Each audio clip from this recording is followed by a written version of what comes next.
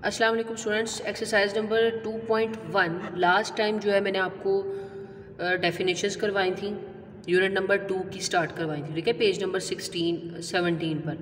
और साथ मैंने आपको ये कहा था कि 2.1 के जो सारे क्वेश्चन हैं उनको डिवाइड करके देख लें, जैसे डिवाइड करके रख लें, ठीक है। तो आज बेटा उसकी डिवीज़न के नीचे मैंने आपको दो लाइन्स कहा था कि स्किप कर दीजिएगा। वो क्यों मैंने कहा था, तो उससे पहले डेफिनेशन पढ़ते हैं, फिर आपको पता चलेगा वो मैंने क्यों छुड़वाई थी। इरेशनल नंबर की डेफिनेशन आपको आ गई होगी, जो पेज नंबर हम 17 पर कर चुके हैं। मैंने आपको ये पेज करने को कहा था, सारा करवाया था और ये कहा था नोटबुक पे नोट करना है, ठीक है, जैसे जैसे मैंने आपको बताया था। अब बेटा उस इरेशनल नंबर और रैशनल नंबर के आगे ये पेज नंबर 18 पे एक डेफिनेशन है, बुक पे देखिए साथ साथ। Terminating decimal fraction, the decimal fraction in which the number of digit after the decimal point is finite while converting the rational number into। अब बेटा आपके पास रैशनल और इरेशनल दो तरह के नंबर होते हैं, ठीक है। रैशनल और इरेशनल दो तरह के नंबर होते हैं। एक नंबर आपके पास आ जाता है कोई डिवाइड वाला, मैं आपको कहूँ कि 9/4, मतलब ये जो आज हम टर्मिनेटिंग और ये रैशनल नंबर है ना आपके पास, एक होता है रैशनल, एक होता है इरेशनल, दो तरह के नंबर होते हैं। तो आज हमने रैशनल की दो टाइप्स पढ़नी, यानी इरेशनल वो था जिसको हम डिवीजन की फॉर्म में नहीं लिख सकते, रैशनल वो था जिसको हम डिवीजन की फॉर्म में लिख सकते हैं ऐसे। और वो आगे 2-3 कंडीशन भी थी कि वो जो ऊपर वाली और नीचे वाली वैल्यू हमेशा जी को बिलोंग करे, सिर्फ डिवीजन की फॉर्म में लिखना काफ़ी नहीं था। अब बेटा हमने ना फिर आगे इसको फर्दर डिटेल में पढ़ना है, डीप जाके पढ़ना है कि इसका और मतलब क्या होता है। कि आपके पास एक नंबर डिवीजन में दिया है वो रैशनल हो सकता है, आपके पास एक नंबर डिवीजन में दिया है वो इरेशनल हो सकता है, मतलब डिवाइड में लिखा है। हमें कैसे पता चलेगा, हम डिवाइड करके देखेंगे, और डिवाइड करके देखने के बाद कैसे पता चलेगा वो मैं आपको आज बताऊंगी। उसने ये कहा, बुक पर देखें पेज नंबर 18 पर डेफिनेशन दोबारा पढ़ें। द डेसिमल फ्रैक्शन, उसने कहा एक क्वेश्चन था उसको मैंने डिवाइड किया, जब मैंने आपको कहा 9/4। आपको पता है इसको डिवाइड करने का मतलब होता है 9 अंदर आएगा 4 बाहर आएगा। सिंपल जैसे आप डिवाइड करते हो, ये बुक पे एग्जांपल दी हुई है नीचे आपके इसी पे, वहाँ से मैंने देख के एग्जांपल लिख ली। जैसे आप डिवाइड करते हो, मैं डिवाइड करती कि नीचे आके ख़त्म हो गया, यानी जब मैंने इसको डिवाइड किया तो इसका आंसर आ गया 2.25। यानी अब समझ आई डिवाइड का मतलब क्या होता है। अब डेफिनेशन रीड करें दोबारा से। द डेसिमल फ्रैक्शन, ये एक फ्रैक्शन थी जो डेसिमल में आ गई, पॉइंट्स में, in which the number of digits, जिसमें जो नंबर ऑफ डिजिट थे after the decimal point, point के बाद में जो डिजिट थे, साथ साथ मैं डेफिनेशन पढ़ रही हूँ, साथ साथ एग्जाम्पल के थ्रू समझा रही हूँ।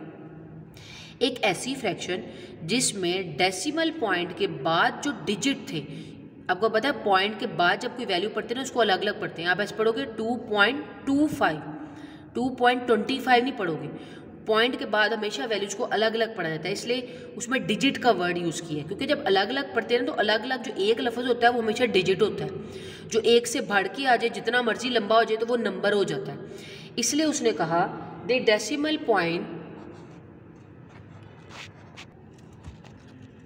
जी। तो अब हमने देखा कि डेफिनेशन पढ़ी कि the decimal fraction in which the number of digit after the decimal point is finite, और यानी उसने कहा जब मैंने एक क्वेश्चन लिखा उसको सॉल्व किया, पॉइंट्स के बाद जो नंबर आ रहे थे वो खत्म हो गए, चलते नहीं जा रहे। एक क्वेश्चन वो होता है आपने जब किया होगा डिवाइड वाला तो वो चलता जा रहा है, चलता जा रहा है, चलता जा रहा है। एक है जो बिल्कुल ख़त्म हो गया, 2 के बाद 3, मतलब क्वेश्चन ख़त्म हो गया, उसको कहते हैं फाइनाइट। उसने कहा पॉइंट के बाद में आने वाले नंबर फाइनाइट हो जाए, ख़त्म हो जाए। और या while converting a rational number, यानी एक रैशनल नंबर को पॉइंट में जब कन्वर्ट कर रहे हैं, डिवाइड कर रहे हैं, number of the decimal fraction process ends, यानी वो डिवाइड वाला प्रोसेस एंड हो जाए। या उसने कहा इसको आप ऐसे बोल सकते हो कि फाइनाइट हो जाए, या आप उसको ऐसे बोल सकते हो कि वो एंड हो जाए। अगर दोनों में से एक बात भी हो जाए तो हम इसको कहते हैं then it is called the terminating decimal fraction, ठीक है। टर्मिनेटिंग डेसिमल फ्रैक्शन किसकी टाइप है, रैशनल की टाइप है, रैशनल इरेशनल, रैशनल की टाइप है टर्मिनेटिंग डेसिमल फ्रैक्शन। और ये ऐसी फ्रैक्शन होती है जिसमें मैं एक क्वेश्चन को डिवाइड करूं और उसमें वो क्वेश्चन पूरा पूरा खत्म। अब आपको एक क्वेश्चन दी है, ये या आपको एक क्वेश्चन दी है 3/4, वो पूछे ये, तो बेटा फिर कैसे पता चलेगा आपको कि एक क्वेश्चन उसने लिखा है 3/4, आपको पूछ रहा है ये रैशनल है, ये रैशनल। पहले तो हम देखते हैं ना डिवाइड की फॉर्म में है, दोनों इंटीजर्स को बिलोंग कर रहे हैं, ठीक है। हम फर्दर इसको और भी देख सकते हैं, हम उसको डिवाइड करके देखें। डिवाइड करने के बाद अगर क्वेश्चन पॉइंट्स ख़त्म हो जाए, ना जाता जाए, तो हम कहेंगे यस ये रैशनल है, ठीक है। ये और इसकी जो स्पेसिफिकेशन है, एक बात ये हो गई, इसको कहते हैं बेटा टर्मिनेटिंग डेसिमल फ्रैक्शन। ये यहाँ तक इसकी डेफिनेशन कर लेनी है। और ये देखिए आगे उन्होंने वही बातें रिपीट की हुई हैं, ये मैंने आपको एग्जांपल करवाई है। आगे बेटा नॉन टर्मिनेटिंग डेसिमल फ्रैक्शन की डेफिनेशन है, the decimal fraction in which the number of digits after the decimal point is infinite. सिर्फ ये फ़र्क है, ठीक है। तो इसको फिर हम कहेंगे कि अगर आपके पास बेटा एक क्वेश्चन ये है कि यहाँ पर एग्जाम्पल लिखी होगी,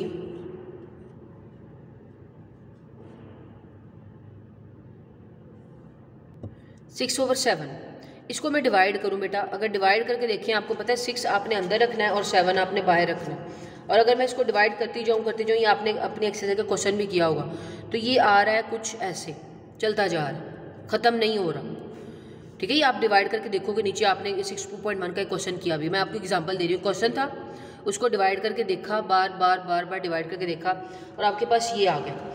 तो इसका मतलब ऐसी डेफिनेशन, ऐसा डेसिमल फ्रैक्शन, यानी आपने 6/7 को डिवाइड किया और आपके पास ये वैल्यू आ गई। इधर आपने 9/4 को डिवाइड किया था, आपके पास ये वैल्यू आ गई थी। तो आपने जब अपने क्वेश्चन को डिवाइड किया और आपके पास जो नंबर थे वो चलते जा रहे, इनफाइनाइट हैं, पॉइंट्स डाल देने, आपको पता चल जाए, मैंने आपको कहा था 8 टाइम्स डिवाइड कर लें। अगर क्वेश्चन चलता जा रहा है तो उसको 8 टाइम्स मिनिमम डिवाइड करके चेक करना है कि वाकई चलता जा रहा है। फिर आपने डॉट लगा देने 3, कि आपको इधर देखने वाले को पता चल जाए कि क्वेश्चन चलता जा रहा है, इनफाइनाइट है, ठीक है। अगर ऐसा हो जाए while converting a rational number into decimal, जब आप उसको कन्वर्ट कर रहे थे एक डिवाइड वाली वैल्यू को पॉइंट्स में, और अगर ऐसा हो गया, इसका प्रोसेस कभी भी एंड नहीं हुआ, तो इसको कहते हैं नॉन टर्मिनेटिंग या नॉन रिपीटिंग, ठीक है। अब ये दो डेफिनेशन है, इसको कहते हैं टर्मिनेटिंग, खत्म हो जाने वाला, इसको कहते हैं नॉन टर्मिनेटिंग या नॉन रिपीटिंग। दो नाम है, एक तो ये ख़त्म नहीं हो रहा और एक बेटा ये जो चलता जा रहा है ये डिफरेंट चलता जा रहा है।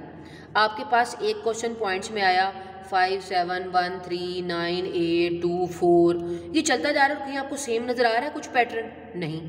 एक क्वेश्चन आया जिसमें हमने भी आंसर निकाला 2.25, ये तो ख़त्म ही हो गया, ये चलता जा रहा है। एक ये आया,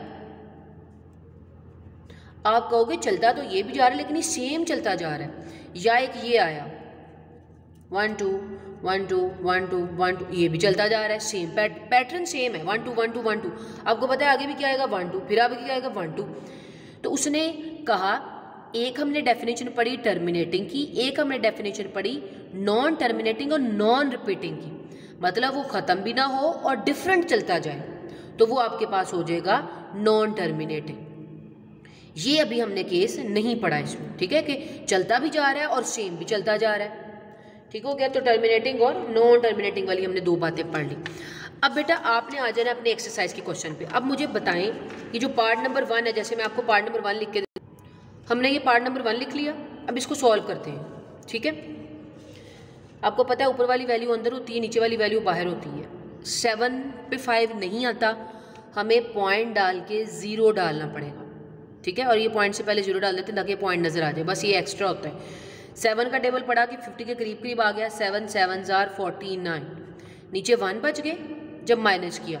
अब फिर 7 से ये छोटा है, एक 0 और डाल सकते हैं। आपको पता है जब एक बार पॉइंट डालें तो एक 0 हम डाल सकते होते हैं हर स्टेप में खुद से, जहाँ 2 0 डालने की बात है वहाँ पर एक डिफरेंट चीज़ होती है। 7 1s are 7, 3 बच गए, फिर 0 डाला, 7 4s are 28, फिर 2 बच गए, फिर 0 डाला, 14, फिर 6 बच गए, फिर 0 डाला, 7 8s are 56, फिर 4 डाला, फिर 0 डाला, 7 5s are 35, फिर 5 डाला, 1 2 3 4 5 6 7 8 और कर लेते हैं। 7 7 49, फिर 1 डाला और आगे चलता जा रहा है। ठीक है, अब बेटा आपने देखा कि जब मैं क्वेश्चन कर रही हूँ तो आपके पास वो क्वेश्चन चलता जा रहा है, सेम ख़त्म नहीं हो रहा। ठीक है, तो आपने देख लिया 6 से 7 टाइम इसको करके देख लिया कि ये क्वेश्चन आपके पास दो तरह में होगा, या वो ख़त्म होने वाला होगा या वो ना ख़त्म होने वाला होगा। आपने ऐसे क्वेश्चन किया, ये सारा आपने किया होगा, नीचे आपने लिख देना है इट इज़ नॉन टर्मिनेटिंग, बस इतनी सी बात। Decimal fraction. अब आपका जो पहला क्वेश्चन है बेटा वो क्या है, ये सारे पार्ट्स हैं आपके पास। ठीक है, इसमें आपने क्या करना है, आपके पास ये मैंने आपको करवाया और उसके नीचे आपको लिख के दिखाया कैसे लिखना है। आपने ये और ये सारे पार्ट्स ऐसे डिवाइड करने हैं और देखना है बेटा कि डिवाइड या तो वो ख़त्म हो जाएगा, अगर तो वो एक दो के बाद ख़त्म हो जाए, नीचे क्रॉस आ जाए, तो आपका होगा it is terminating decimal fraction. अगर वो चलता जा रहा है तो आपने यहाँ डॉट लगा देने, और डॉट लगा के चलता जा रहा है उसको 6 से 7 टाइम्स करके आप लिख देना it is non terminating decimal fraction. ये बस दो स्टेटमेंट्स लिखनी है तो ये आपका क्वेश्चन हो जाएगा। अब बेटा क्वेश्चन नंबर 2, इसमें उसने पूछा था क्या वो टर्मिनेटिंग है या वो नॉन टर्मिनेटिंग है। अब इसमें पूछ रहा है क्या वो रिपीट है या वो नॉन रिपीट है। यानी जो क्वेश्चन है इसका मतलब वो या तो वो क्वेश्चन में जो क्वेश्चन में आएगा या वो वैल्यू सेम होगी, रिपीट कर रही होगी बार बार बार बार। यानी यहाँ सपोज आता 7 1 7 1 7 1 7 1 7 1, आपको पता चला रिपीट कर रहा है, या वो डिफरेंट होगी, जैसे 1 2 3 9 7 8 11 3 5 6 7 डिफरेंट आ रहे हैं। तो देखना है, अगर तो डिवाइड करने के बाद सेम आ रहे हैं तो आप लिख देना it is repeating decimal fraction. अगर डिवाइड करने के बाद डिफरेंट आ रहे हैं तो आप लिख देना it is non repeating decimal fraction. तो इसके लिए आपको पहले अपने क्वेश्चन को डिवाइड करना पड़ेगा। ठीक है, तो बेटा पहले डिवाइड कर लेते हैं। आपको पता है वैल्यू 3 छोटी है, बाहर वाली बड़ी है, तो पॉइंट डाल के 0 डालना पड़ेगा।